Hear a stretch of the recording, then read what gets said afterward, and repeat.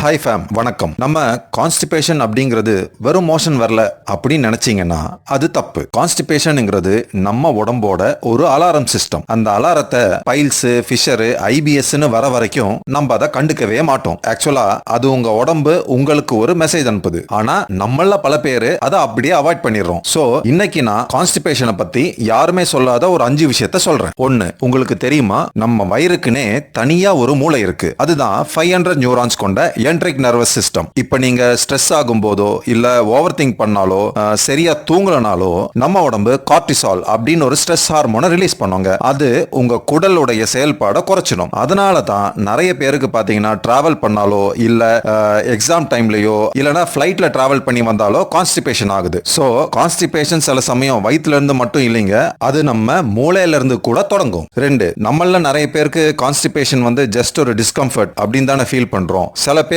டாய்லெட்ல உட்காந்து முக்கிட்டே மோஷன் போவாங்க. ஆனா அதுலயும் ஒரு ஆபத்து என்னன்னா, நீங்க போசா முக்கும் போது உங்க வயித்துல இருக்கிற பிரஷர் சடனா ஜாஸ்தி ஆயிடும். நார்மலா பாத்தீங்கன்னா நம்ம குடலை சுத்தி இருக்கிற மசில்ஸ் எல்லாத்தையும் டைட்டா ஹோல்ட் பண்ணி வச்சுக்கும். ஆனா நீங்க முக்குறப்ப கொடுக்கிற பிரஷர் அதை தாண்டி போகும்போது வயித்தை சுத்தி இருக்கிற மசில்ஸ் வீக் ஆயிடும். அப்புறம் மெதுவா குடல் வெளியே வர ஆரம்பிக்கும். அதுதாங்க ஹெர்னியா. சோ தயவு செஞ்சு மோஷன் போகும்போது முக்காதீங்க. 3, நம்ம ஜெனரலா மோஷன் போல அப்படின்னு சொன்னாலே நம்ம சுத்தி இருக்கிறவங்களா இருக்கட்டும் இல்லைன்னா டாக்டர்ஸ் கூட சரி, ஃபர்ஸ்ட் ஒரு வார்த்தை என்ன சொல்லுவாங்கன்னா, நீங்க நிறைய நார்சத்து இருக்கிற ஃபுட்டா சாப்பிடுங்க, அப்போ மோஷன் ஃப்ரீயா வரும்னு சொல்லுவாங்க. ஆனா டாக்டர்ஸ் கூட கண்டிப்பா இந்த விஷயத்த உங்ககிட்ட ஷேர் பண்ணியிருக்க மாட்டாங்க. அது என்னன்னா, ஃபைபர் ஃபுட் சாப்பிட்றது நல்லதுதான். ஆனா அந்த ஃபைபர் ஃபுட்ஸ்ல 2 விதமான ஃபுட் இருக்கு. Soluble fibre and insoluble fibre.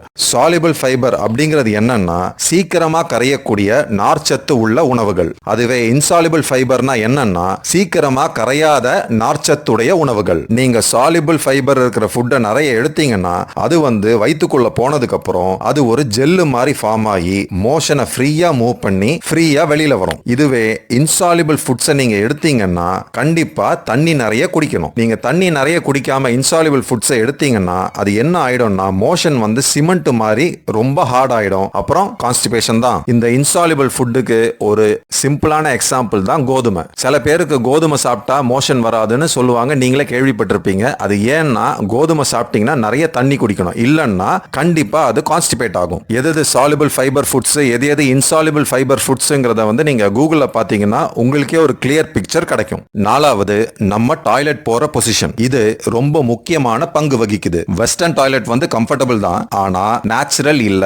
நம்ம உடம்பு இயற்கையாவே குந்த வச்ச பொசிஷன், அதாவது ஸ்குவாட்டிங் பொசிஷன்ல போக தான் டிசைன் பண்ணியிருக்கு. அதாவது இந்தியன் டாய்லெட் பொசிஷனை தாங்க சொல்றேன் ஃபேம். அந்த பொசிஷன்ல உட்காரும் போது ஆட்டோமேட்டிக்கா நம்ம குடல் 90 டிகிரில வரும். அந்த டைம்ல நம்முடைய மலக்குடல், அதாவது ரெக்டம், ஒரு ஸ்லைடு மாதிரி நேர்கோட்டிலேயே வந்துரும். அப்போ மலக்குடலை கண்ட்ரோல் பண்ற பியூபோரெக்டாலிஸ் மசில் ஃபுல்லா ரிலாக்ஸ் ஆகும். சோ மோஷன் ஸ்ட்ரெயின் பண்ணாமலே புளக்குன்னு ஃப்ரீயா உழுந்துரும். ஆனா வெஸ்டர்ன் டாய்லெட்ல உட்காரும் போது மலக்குடல் எல் ஷேப், அதாவது 45 டிகிரி ஆங்கிளுக்கு தான் பெண்ட் ஆகும். சோ இந்த பியூபோரெக்டாலிஸ் மசில் கொஞ்சம் டைட்டா புடிச்சுக்கும், கொஞ்சம் ஃபோர்ஸ் பண்ணி போற மாதிரி தான் இருக்கும். இல்லன்னா ஃபுல்லா மோஷன் போகாது, இல்லனா ஃபுல்லா போன ஃபீலும் வராது. இதை கரெக்ட் பண்ண சிம்பிளா ஒரே ஒரு சின்ன விஷயத்த பண்ணா போதும். ஒரு சின்ன ஃபுட் ஸ்டூலை வாங்கி அது மேல 2 காலை வச்சீங்கன்னா ஆல்மோஸ்ட் அந்த ஸ்ட்ரெயின் 50% கம்மி ஆயிடும். மோஷனும் ஃப்ரீயா போகும். 5, சில பேர் நல்லா கரெக்டா சாப்பிடுவாங்க, நல்ல டயட் மெயின்டைன் பண்ணுவாங்க, தண்ணி நிறைய குடிப்பாங்க, ஏன் ஃபைபர் ஃபுட்ஸை கூட நிறைய சாப்பிடுவாங்க, பார்த்து எல்லாம் பண்ணுவாங்க.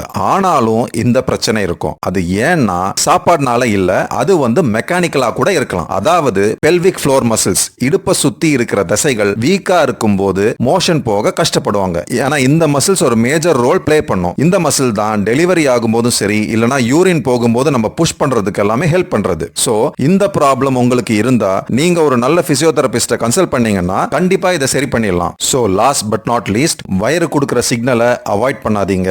சாலிபிள் ஃபைபர்ஸை நிறைய சாப்பிடுங்க, தண்ணி நிறைய குடிங்க. வெஸ்டர்ன் டாய்லெட்டை சின்ன ஃபுட் ஸ்டூல் வச்சு யூஸ் பண்ணுங்க. ஸ்ட்ரெஸ்ஸை கண்ட்ரோலா வச்சுக்கோங்க. அதோட ஒரு சின்ன டிப் சொல்றேன் ஃபேம். நைட்டு சாப்பிட்டதுக்கு அப்புறம் ஒரு 10 நிமிஷம் டெய்லி நடந்தீங்கன்னா அது உங்களுடைய பெரிஸ்டால்சிஸ், அதாவது ஃபுட்டை கரெக்டா உள்ள போக வச்சு அதை டைஜஸ்ட் பண்ணி செரிமானப்படுத்தி கரெக்டா போக வைக்க ஹெல்ப் பண்ணும். நன்றி.